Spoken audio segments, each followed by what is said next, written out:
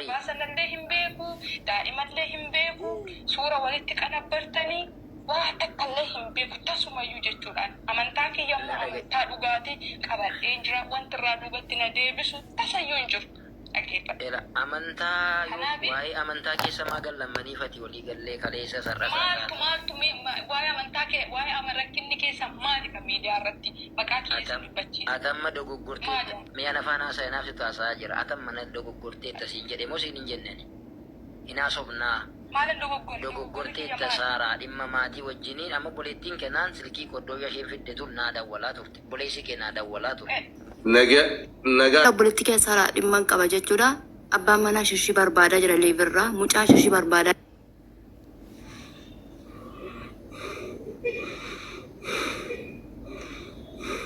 بابا شريات أبا منا سارا كن في يوجد بقى برباد أروج يوج أبا منا أبا منا بالبلان أبا ما بالبلا يسيتين بالبلا لا يصير مال تسيق الجري إيش دخلك أنتي شو دخلك يا هنا فرق تجدوا مال تسيق الجت جري ولا بربادو أيوه قلتونا جزاكم الله خير بارك الله فيكم السلام عليكم أبا منا كيسن بربادات داوري أبا نما منا نما بربادو ديم أبا منا كيسنو كم بني بربادات ورك كرانا ديبي كرا أمانتا كريستانا نديبسان أباني أكستاجرو تسيو هنديبي تجتني هجادينا قالتوما شيكا أمن تاسوني كي ورا سر جرتانون ديو كفادا بوي مورنو نابل باللي لا كم سانكي أنا كم نابل صار عم نابل باللي إيش نابل أنا ببري كشي مرتاني شادا قبسي سوتي الله أنا مربي بيك bareedduu kana beeti rabbi ragaati ya bareedduu buskutii kana shaada qabsiisu anchi kun abbaa manaa barbaacha deemte jechuuf illee abbaa manaa barbaadu miti nama barbaadanidha malee buskutii kana bareedduu kana inka saarre bar amma kudha sadaffaa taanii qabsiisaa ati firaafa shaada ati firaa biyyaashaa kudha sadaffaa taanii maashaallah idaaye amma gurrina dhukku Korichan tuta jiraate nan dhugaan arruma kana ammuma kanan dhugee gachiisa. Boolin bulu warabbal kaabarraan boolin bulu ani dhugaa waaqa. Kudha sadii shaadaa qabatteetu toora galanii taanii eeggataa jirachuu maa jechuudha ani salphisee laalaan jiru wallaahi laazim. Amma erga beetii mana cuftee baatee boolin manchisniyyuu natti dhibaa. Isheen ammaamatti galtee boossee kuuftee dhufte amma. Bara baay'ee asirraa iyyite beetiin waggaa 3 tajaajilte joonjoftu tokkollee nuuf fiduu dadhabde. Kana bareeddeetu asirraa arakaata natti gochuu ol baate isheenillee. Xorataan ba'a kalaas xorataan ba'a. Osoo raataa wayii takka bakkeerraa nuuf fidin xorataa baata. Xorataan ba'a itti akkona hojii guddaarra ture. Bilaasha waggaa 3 asirra waa ifa madaamii badduu baafte.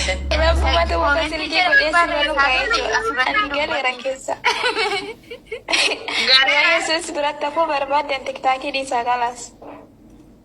Dhugaa kee beetishaa. Usaachoo beeti.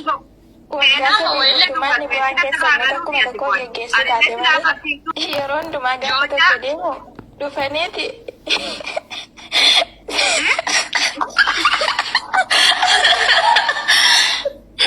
Dhufaniiti. Dameen isatti jiru ni kirtama tiksii makana dubbifatu yeroo hundumaadha dhufanii tokko gaggeessanii. Waggaa 3 beetiin asirraa boossee teessee waa ifa madaamii bishaanitti naqxee waa ifa madaamii waggaa 3 har'a yoo lakkaa'ame meeqa waaqayyo jubbuu ishee namaaf haadhiisu. Quraana sallaggoone mushuggoone wangeela barsiifne. Gataatama wayii tokkollee garuma miisenjeraallee janajjantee gara tiiktookiin illee nuuf fiduu dadhabde beetii. Amma barsiistuu miti beetiinis kaaseen yaada kiyya. Waggaa 3 barsiistuu edheera. Maafii faayidaa. Nuhu orma kiristaanaa abdeetii goote malee musliima wayii fiddee sila. Wayii musliima fiddee kafarsiifte. Numa abdeetii goote achi deebinee naan chafachan. Waggaa 3 si waliin xaaree si waliin maal ta'ee? Maali ada kota sini naaf dhaleette bar.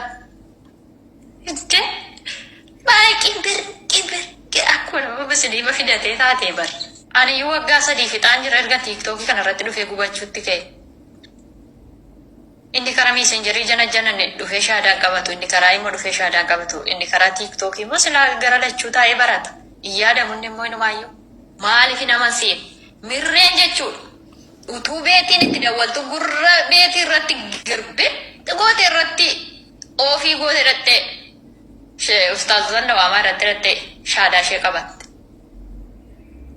Utuu beetiin itti dawwaltu akkas amma dheengadda hawwiin talli shawaatu beetiin itti dawwaltu afurichi ishee keessa jiru beetii keessa afurichi hin jiru.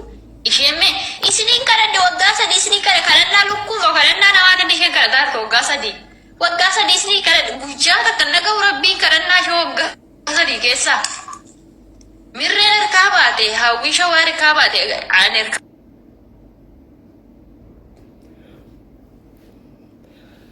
Assalamu alaikum warahmatullahi wabarakatuh. Kabajamtoota fi jaallatamtoota maatii ajaboo show nagin keessan badhaadha.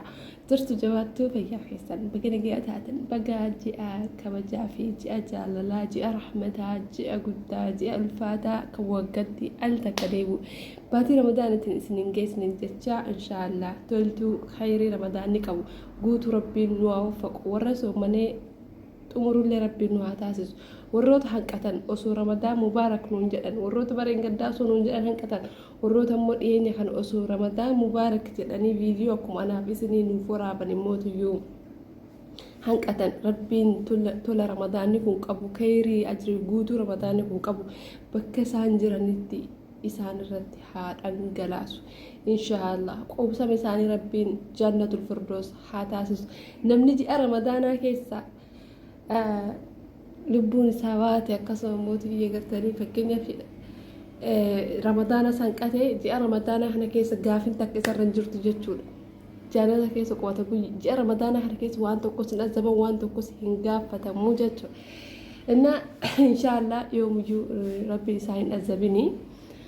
Wallahi badii isaanii dilii isaanii hundaayyuu rabbiin isaaniif haa dhiisu. Keessattuu nama akkaanii qalbii na cabsee wallahi viidiyoo irraayin wama isaanii bakka iddoo wallahi laazu beekan dubbachuu barbaade naaf guutuu didde ramadaan wajjin hin beektanii. Ustaaz Hasan Ali Shunee jechuudha. Shayini suni sheeka miidiyaalee garaagaraa irratti guruppoolee irratti akkasuma ammallee miidiyaalee hundaa irratti ammas barnoota dawaalee garaagaraa barsiisuudhaan bakka injiraami waan lama wal bira oofa jechuudha. Akka muslimaatitti akka musliim oromootti keessattuu namoonni hedduun waa lama wal bira dhoofan.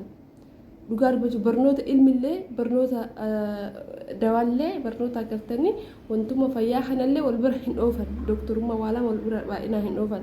Gini isaan qabna turre jechuudha. Nama cimaa nama akkamii nama ganaayyuu waan guddaa hojjete jedhamee eegamu jechuudha. Subhaanallah innaa lillahi wa innaa ilaihi raaji'uun. Inna akka mar'aa kana viidiyoo ganuu lakkisanii viidiyoo akkuma duraanii gan lakkisanii akka boruu kanammoo tasa jechuudha. Tasa maan isaanii mana barumsaa fiduudhaaf deemanii kufii tasuma kufan jedhan bakka akkasumatti bakka mana yaalaa deemnaa numa kabadu'an jedhanii hedduu qalbiin nama cabdii amanuu dadhabe jechuudha. Wallaahi guyyaa sana viidiyoo tiktookaa irratti kunoon jirtii mire viidiyoo baga geettanii takka akkana godhatan takka illee ta'uu baattuu baga ramadaana geettanii takka hin jirtiin hin waraaba jedhee yaadu jira. Kazaan sodaadhe baqa lakkaadha ramadaana mubaarak waliin jennu kana hin jarjarree jedhe bakka hin jarjarree osoo biran gahii waliin jenne daangeenye ramadaan maaliif sheetichi sun hanqate guyyaa lama ramadaan hanqisee jechuudha. Rabbiin inshaallah jannatul firdawsaa waffaquu ilmaan isaa rabbi guddisee bakka guddoodhaan haa gahu aanaa aali isaatiif rabbiin sabrii haa kennu hedduu nama gaddisiisa dhugaa dubbachuudha duuti akka kanaa. Itti aansee immoo ramadaana kana keessaa hedduu ramadaanii namatti tolaa nama dadhabsiisu. Wallahi maashaallah tabarakallah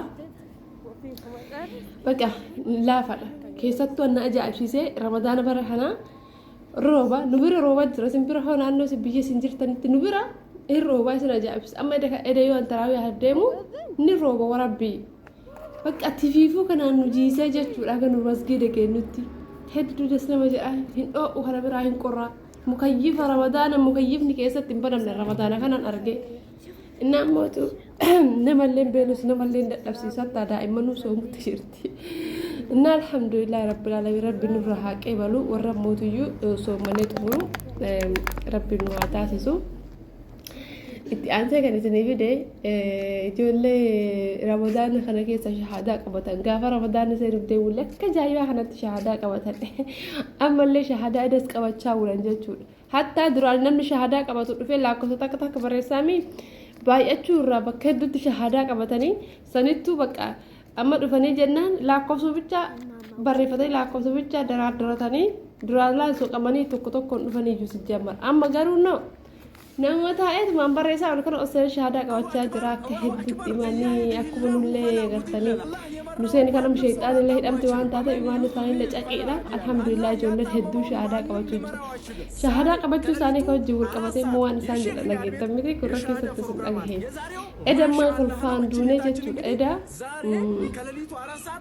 ustaaz baabaa shekrii yaaditti osoo rabbiitiin garsiisa akka isaanitti kolfaan ajjeesan ijoolleen kiristaanaa seenanii aaranii jechuu waan ta'e dhabanii tokko lamaa miti immoo dhiirri jira dhalaan jira kun jala koomentii barreessaa kun seenaa bakka gubanne jedhan waan ta'e dhabne takka video sirriit kaasuu video addaan biree bika halas kaaya kolfaan dhumtanis nin jedha waan isaan jedhan seenanii inna alhamdulillahi baay'annee jirra duraas daamii baay'eedha islaamummaa namatu itti hajama malee namni isii namatti hin hajamtus ni galaami namatu itti hajama islaamummaan ta namni itti hajamu namatu suqee argatee qoratee qabata malee islaamummaan fiigdee kan nama qabattu miti namni kamuu gaafa dhalate islaamummaa irratti dhalate baasabee asbira wannummaan amantii islaamaa kana adda godhu amantii biraarra amantoonni guutuun jijjiiraman islaamummaa irraayu jechuudha.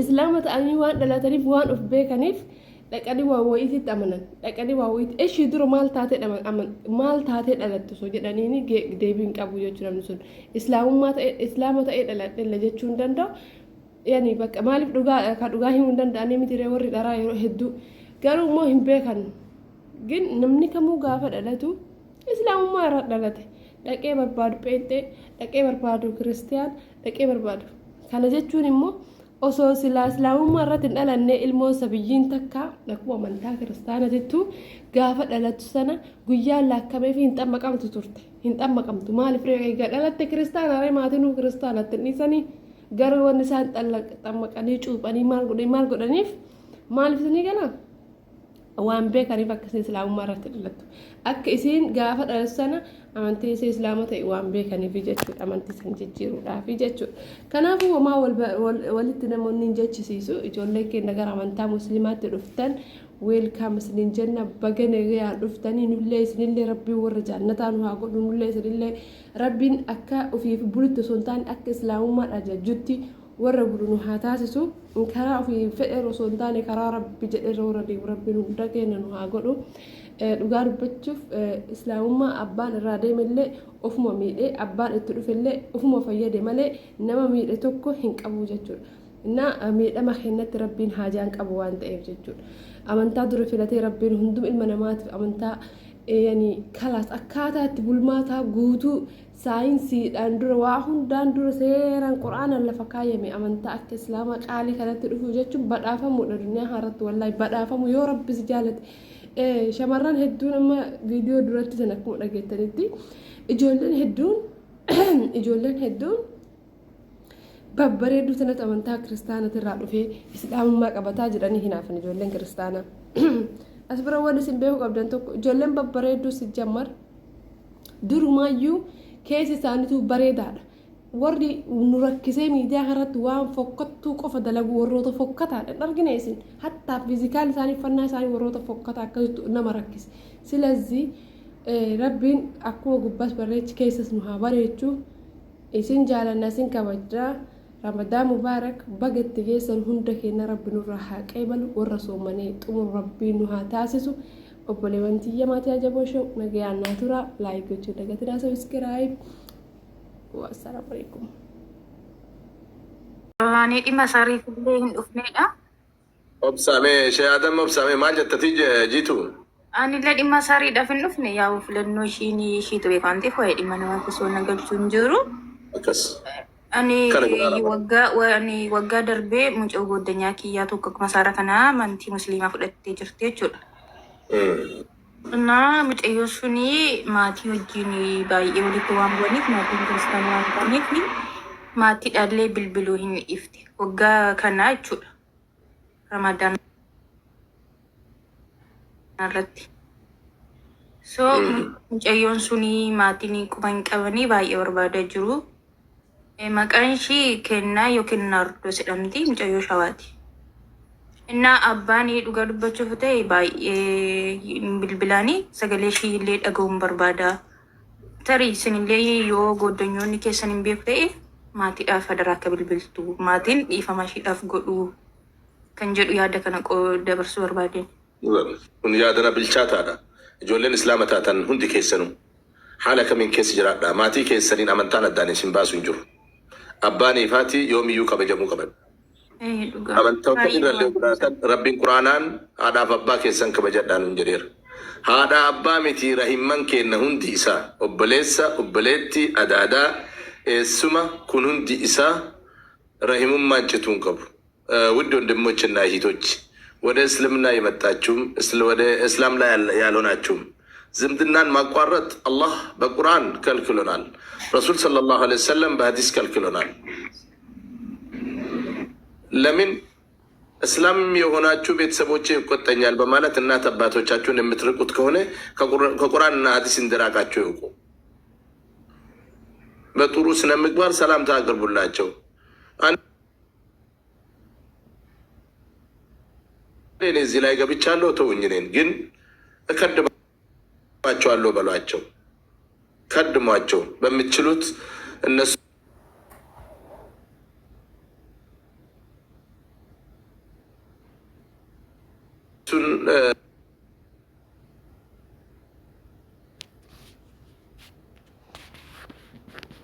ሁባዴ ጋበዳን ሪዮት በኬነ ብረሻዳ ዴቢቴ ijoolleen islaama taate baay'inaan nurraan fagaattu inshaallah guruun nattu jedhee waa yaaduuf abshir.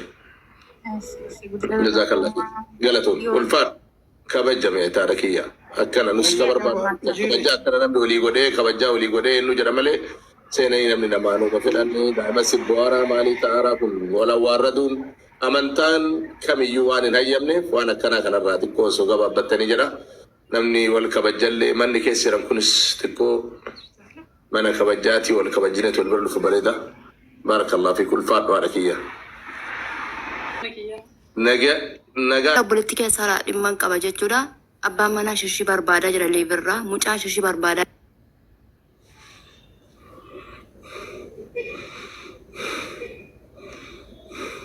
Baba Shariat abbaan manaa sara kun fi yugudi baqabaayyo barbaadaa nu jayyoj Abbaan manaa bilbilan qaba maa bilbila isiitiin hin bilbilu. لا يصير ما تسيق الجري استخلك انت شو دخلك يا هنا فرق تجدو مال تسيق الجت جري ولا بربادو ايوه قالتونا جزاكم الله خير بارك الله فيكم السلام عليكم. Abbaa manaa keessan barbaadadha warri abbaa manaa nama barbaadu deemtee abbaa manaa keessanuu quban qabdanii barbaada. karaa amantaa kiristaanaa na deebisan dhabanii akkas ta'aa jiru tasayyuu hin deebiti jettanii hin yaadina.